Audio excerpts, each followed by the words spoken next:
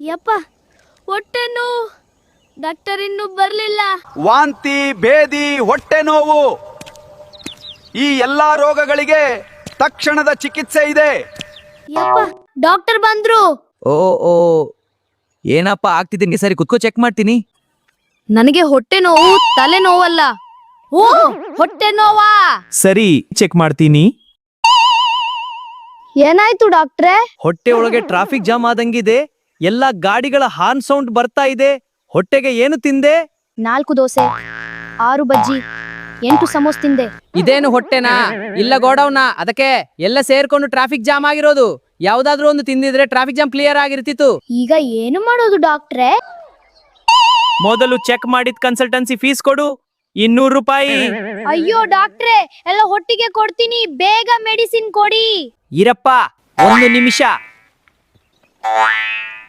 ಅದು ಮೆಡಿಸಿನ್ ಡಾಕ್ಟ್ರೆ? ಉಣಪ್ಪ, ನಿನ್ನ ಹೊಟ್ಟೆ ನೋವಿಗೆ ಇದೆ ಮೆಡಿಸಿನ್. ಇದನ್ನ 3 ಭಾಗ ಮಾಡು.